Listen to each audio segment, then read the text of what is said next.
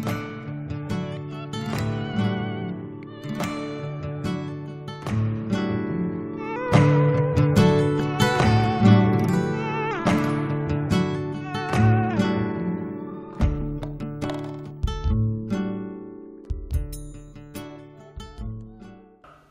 Namibia, and welcome to Green Horizons, a new frontier. I'm Andries Maton, and today I want to invite you on our journey, and we're going to have a look at game farming and also hunting. It is important to diversify, but is it possible for commercial farmers and also those in rural areas to take advantage of this venture? Stay tuned and we will show you how.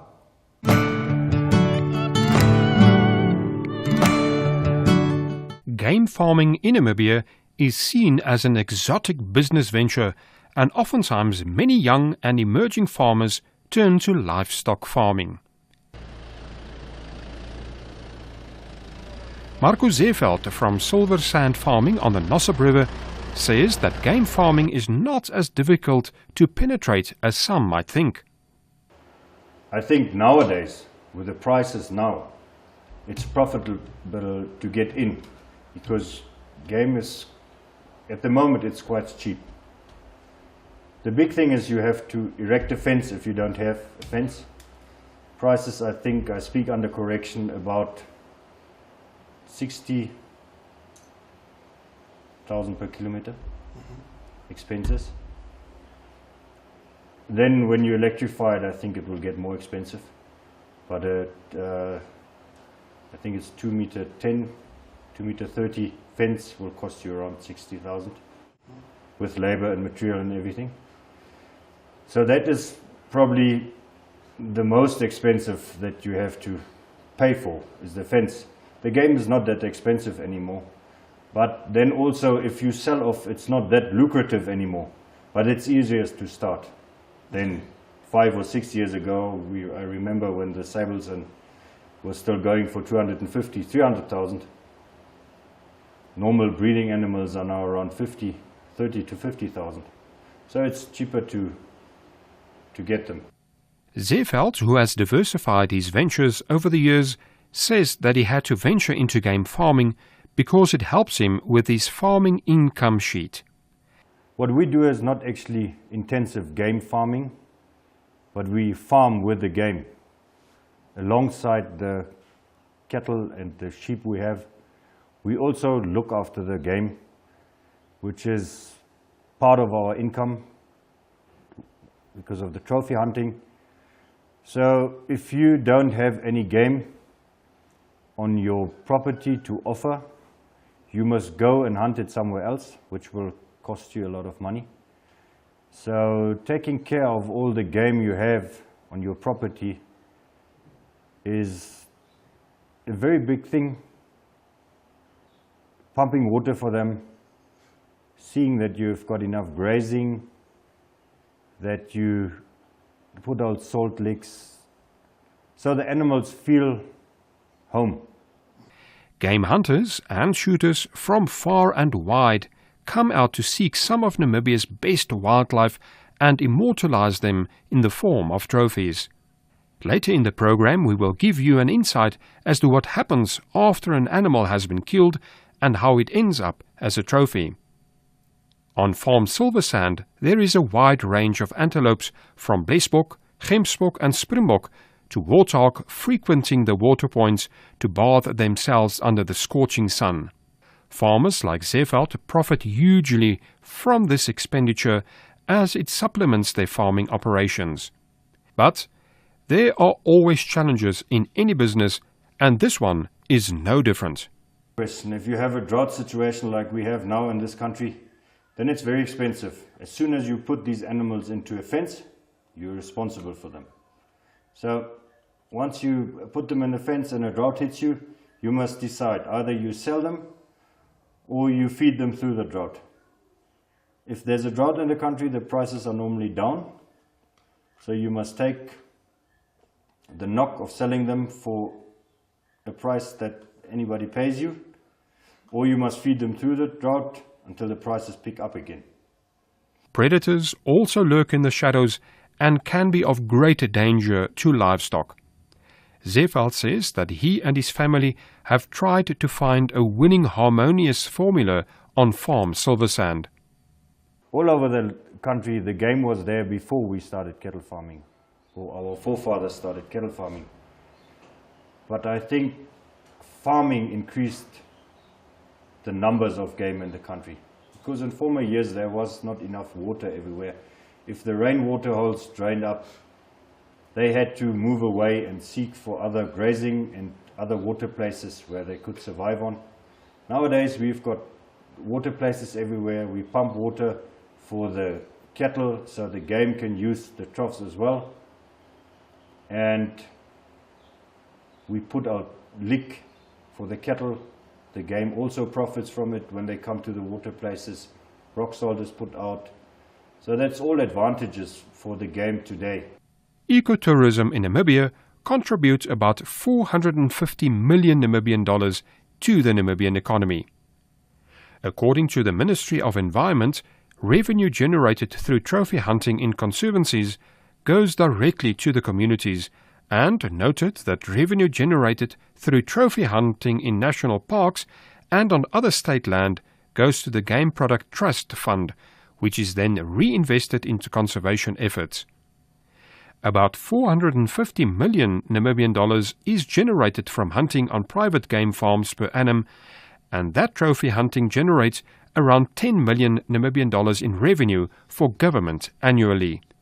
Young Namibian farmers are urged to take this in their stride and help make their income diversified in these economic hard times. If you think about it, you will realize that many farms in Namibia already have the spoils of wild animals roaming around, and maximizing on that and creating an extra revenue stream is commendable. But what are some of the advantages of game farming? Wild animals can survive on marginal land. Wild animals are more resistant to several diseases. Higher utilization and conservation of forage to lean meat. Wild animals can survive with little or no water.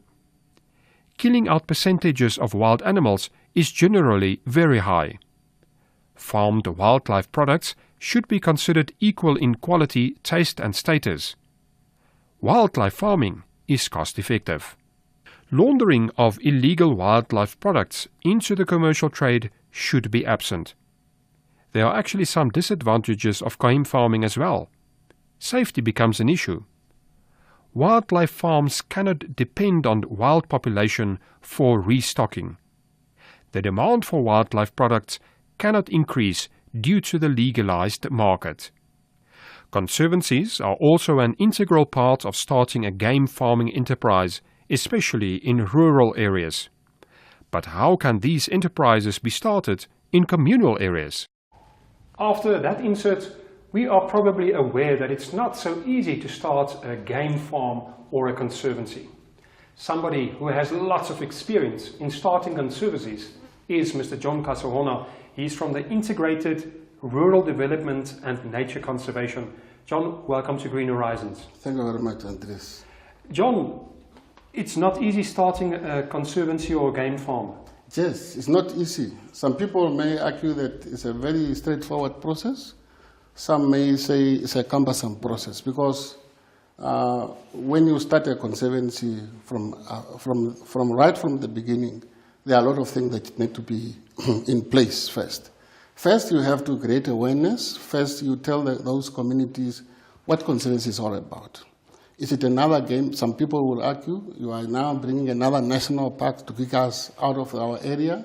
So you really need to be patient enough to tell the communities what benefit. I mean, now it's very straightforward. But in the beginning, when we started conservancies, after the enactment of the conservancy legislation, it was very difficult to explain to a normal goat herders that conservancy is something different from a national parks. They would rather think of how national parks were created in older days. This is another way of us now trying to turn the area into a national parks. But it took us a lot of time, a lot of energies, a lot of resources to really explain and go down the road and let the farmers understand that Conservancy is actually a community-owned enterprises whereby government is giving them the rights to manage resources on their lands for their own benefits. Something that will be regulated locally, something that will be managed by those committees that they think are appropriate to run their conservancy on behalf of the members. But before you start a conservancy, certain things need to be in place. You have to have a defined boundaries. At least you must say, from this area to that area, that is the area these people have agreed now to protect and have wildlife around. Secondly, there must be a constitution. Thirdly, there must be elected conservancy representative, we call it committees, that will now represent the broader members in these conservancies. There must be plans, management plans, to say in what corner, in that corner, what will happen in that corner. Because normally people would say conservancy here to actually remove farming away. No, conservancy is there to supplement the existing livelihood activities.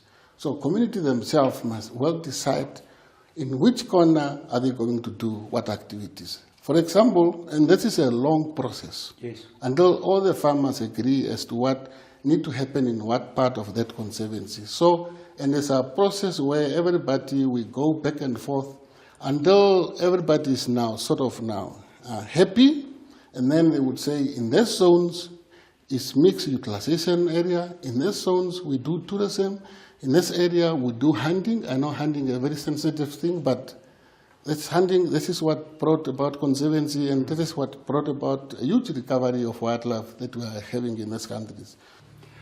Perhaps one can wonder why there are so many success stories in conservancies in the western part of the country. Why not perhaps even south and even to the east of the country where there is just as much potential?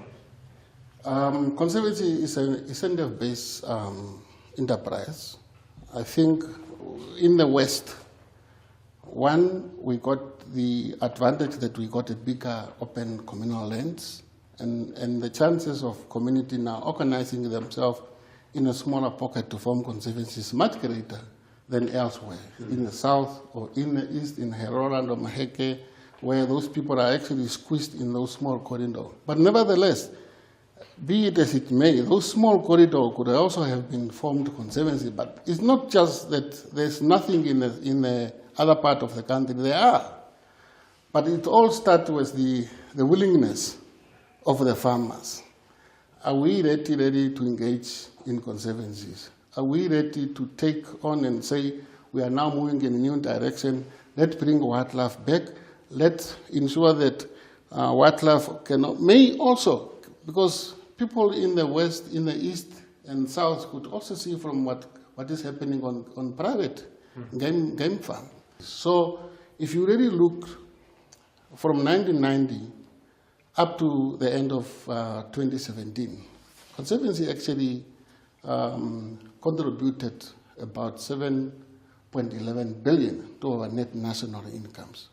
And 2017 alone, Conservancy generated over 130 million that went directly into communities. That include hunting, that include craft, and the job creations. Overall, in all 84 conservancies that we have now, we have about 5,350 people employed. These are people employed in their own rural setups. People, you don't have to pay rent, you don't have to suffer about airven and all these other things. So it's a huge benefit of having conservancies. And also the other thing is conservancy help, in most cases, they put the resources as directed by the members. Some put money into education, some put money in water provisions, and all this. Talk about taking a hand. John Kasaona, thank you very much for joining us on Green Horizons. Thank you very much, Andres. Thank you for having me. Talk about a DIY section on our program Green Horizons. Do you know how to clean your rifle? Stay tuned, we will show you how.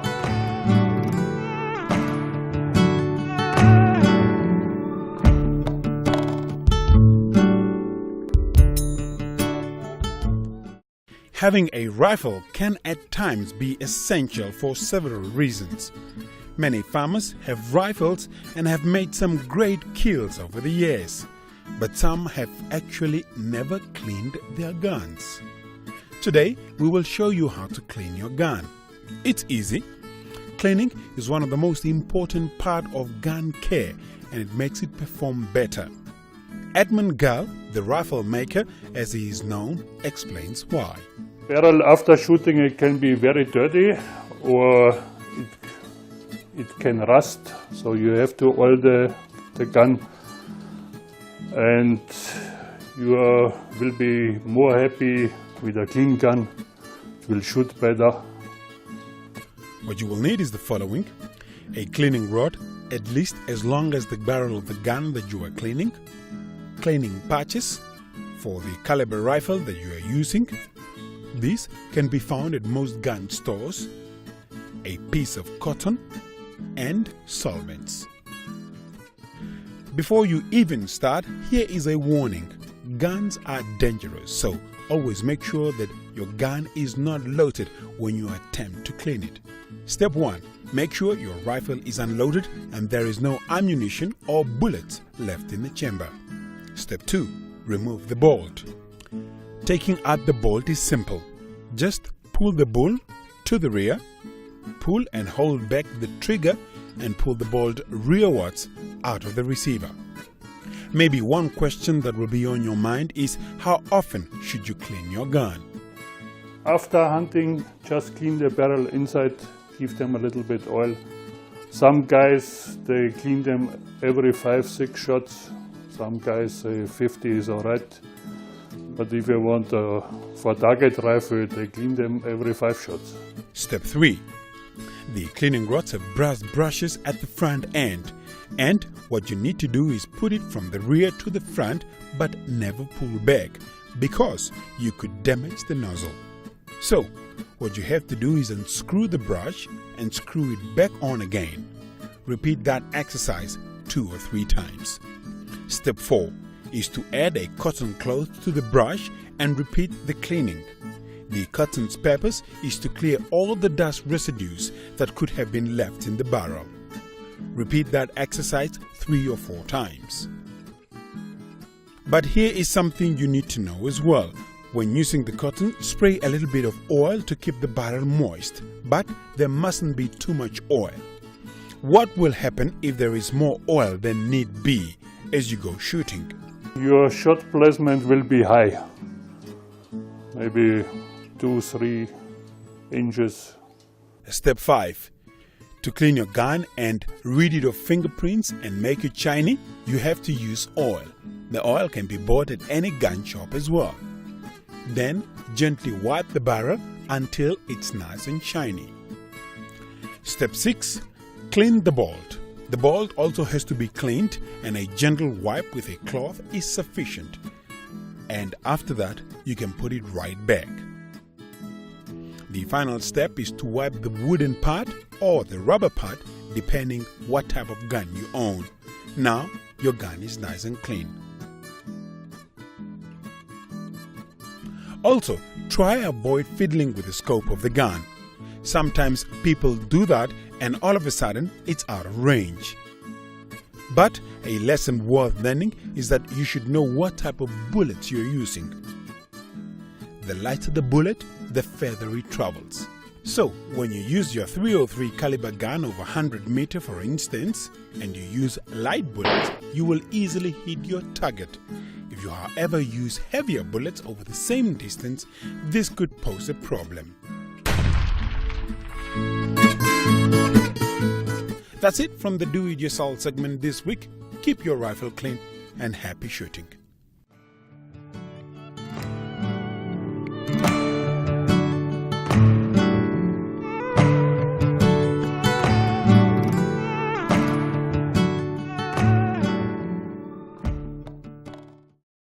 We've just shown you how to clean your gun. Nice and clean. The main aim, if you want to go hunting, especially trophy hunting, is to immortalize it like this.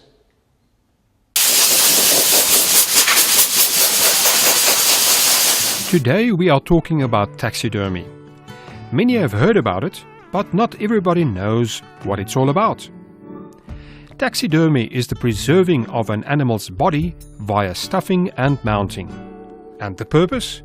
To display or study it. It's quite a process, so where does it actually start? After the hunt, an animal is skinned. The skin then has to get to the taxidermist as soon as possible. What is important is that the client has to give instructions as to how he or she would want the end product to look like. Is it just the head and shoulders of the animal that should be preserved? And should it look left or right? Or is it even the full animal that will be on display later, and thus what posture should it portray? At the Kasaona taxidermy factory, this waterbuck has been delivered and skinned, as Norman Ludwig explains. The whole skin was still over the head here, and then you do the skinning, like taking off the skin now totally from the skull itself. But it's also necessary when you are finished taking off the skin from the skull, to open up here between the nose, open up the lips here also, because at the end of the day it's to keep all hair actually on the skin itself. So if you skin it nicely, it means now the salt is now kind of a curing middle. It's like trying to keep the skin fresh and to not get any hair loss actually on the skin itself. Yeah. After this skin is this animal being skinned, like the whole skin now taken off. For instance, this is the shoulder mount, where they just do a mounting from behind the front legs up to the front. Then the skin needs to be now nicely washed out to get all the blood, all the dirt and everything that is on the skin. Wash it in water with Dettol as a disinfectant to prevent any hair loss whatsoever. Then you take it out and then you put it under the salt. After the skinning of the animal and the blood being washed out, then this is our salt pit, is where we then put the skin under the salt, where you can just let it lie for around about 3 days. Cover it nicely up with the salt, even the ears, up to the lips, the nose, everything, to make sure that everywhere salt is being applied on the skin itself. Yeah, and after being taken out of the salt, then you can just let it lie down for a few days to dry off, and then we just fold it nicely after the drying. From the salt pit, the skull is taken through another process, one which rots the meat so that the skull is preserved for years to come. As you can see, when the process is complete, it's easy to remove the horn from the flesh. While this is essentially the skin, it then goes through a tanning process where it's cleaned and softened again. After that, excess meat and flesh are entirely removed using different methods. That is running, sharp blade that is running with a sharp edge. So the guy is now trying to pull the skin over that blade and to get all the excess meat that is on the skin.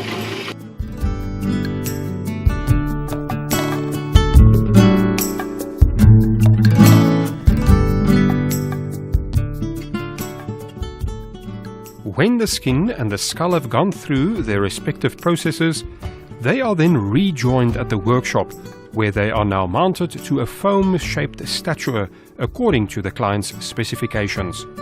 And the base of the horns here is also like the real skull. So what is real here is the horns and the skull there. The eyes they're going to use is going to be glass eyes. Here, workers sew the skin back together, and all other features are then carefully put back. Putty is used to fill void areas under the skin, and glass eyes are used. The process, however, does not end here, as after drying for about 5 days, the trophy is taken to the art room, where finer details are perfected. These include adding a little paint where necessary and just making it as real as possible. After the art room, the trophy is brought to this room where it's left to dry until it's ready for transportation.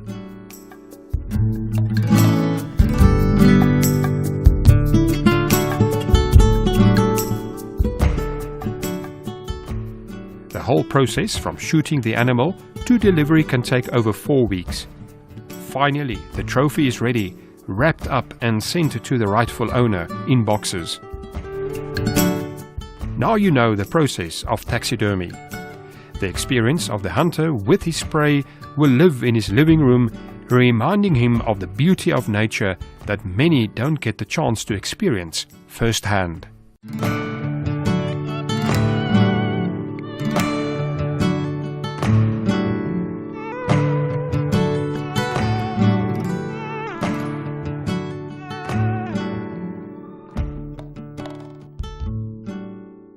And now for our diary section. So for example, if the price of meat and of what is going on at auctions is important to you,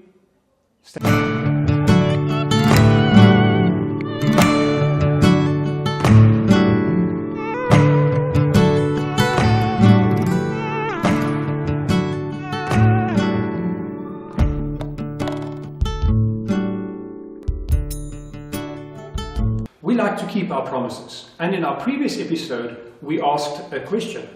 Let's see who the winner was.